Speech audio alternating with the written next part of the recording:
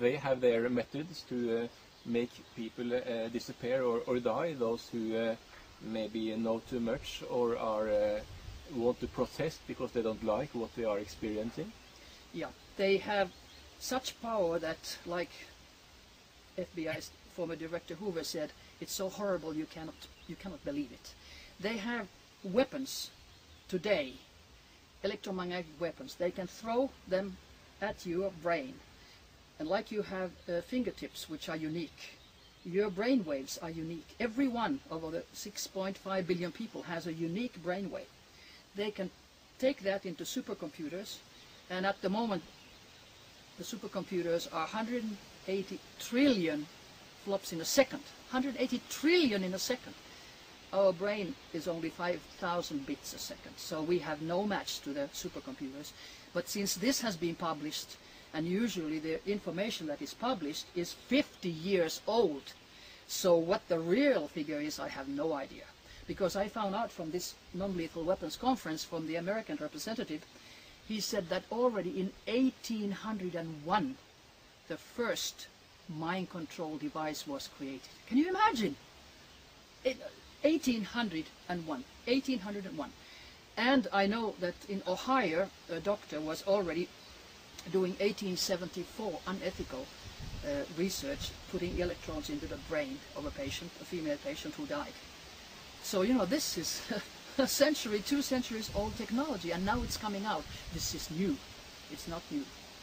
Anything that comes out from the military is at least 50 years old. And academic, especially in Europe and Scandinavia, academic research is at least 1 or 2 generations behind. They have no idea. For instance, there's a British professor, Warwick, I think his name was. He's lectured a couple of times in Finland. I only read what he has been stating, and it was just crazy.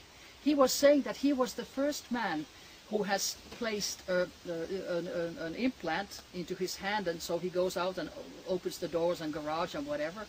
And now he says he is the first man in the world who puts an electrode, which is a microchip, into his brain, and now he can talk to his wife telepathically.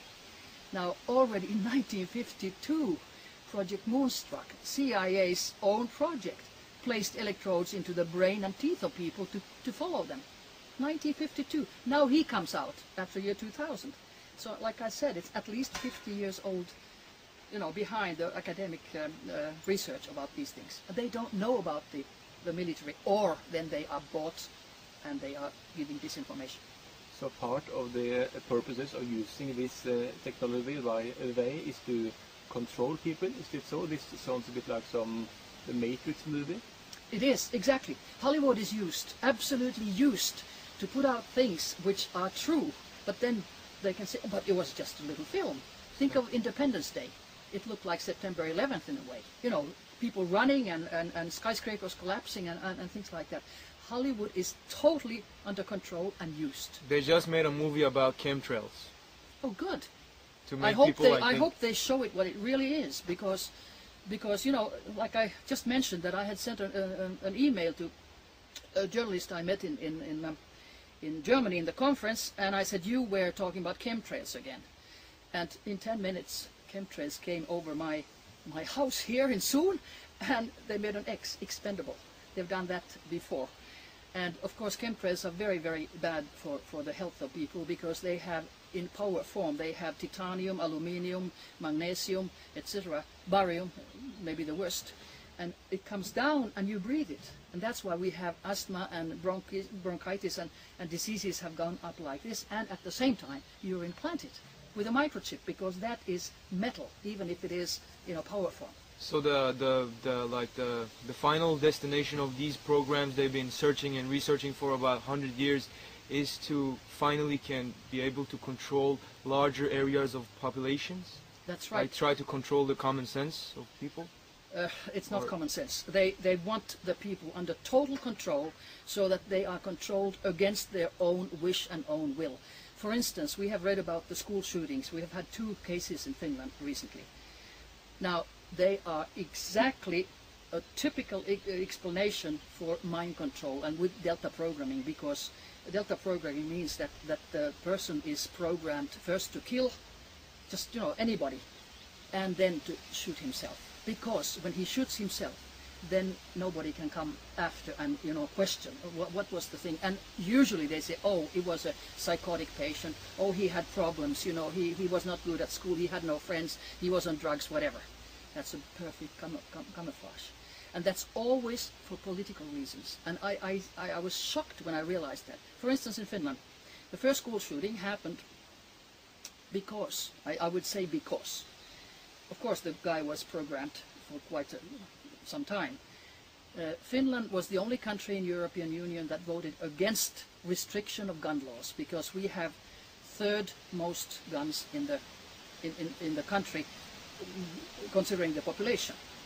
But we do it for hunting. It's hunting for 15-year-olds. They hunt deer and bears and wolves and whatever that we have that come from the borders over from Russia. We have 1,700 kilometers with Russia, and the bears and wolves, they don't know that it's another country. They should come anyway. So after that, the next day after the shooting comes NATO Secretary General to Finland for the first time. Finland is not in NATO. The country says no. People say no. So why did he come the next day, sort of pressing?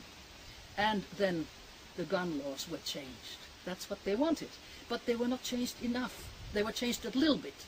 So another school shooting after 1 year. After that, our Prime Minister said, now we really restrict our guns. So there's always a political reason. What about Nepal? The Crown Prince shot the King and the Queen and the whole family, and then himself. Who benefits? That's right. The brother of the king, who was out of town and came and became king. Political again. And this goes on all over. So always ask who benefits, then you know about who is behind the whole scene. Can you say something about the interface between the legal governments, like prime ministers, ministers of defense, and these forces called they?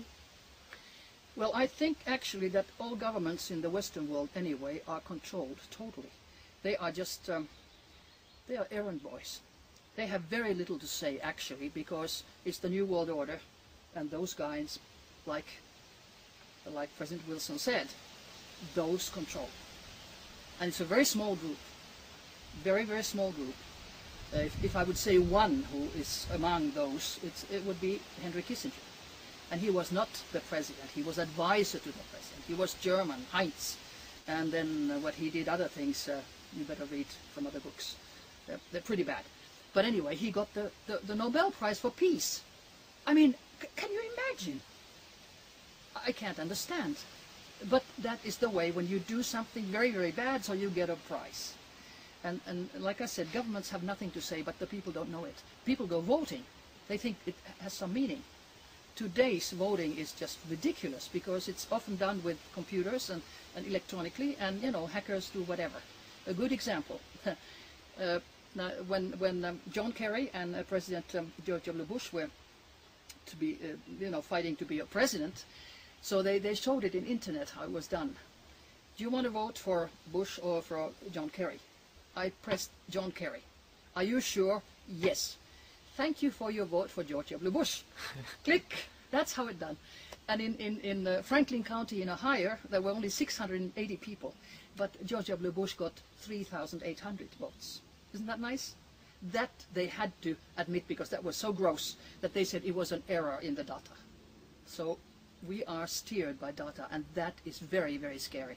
We're not steered by people anymore. It's the super data. It's not a guy who sits there and says, look, let's put something on her.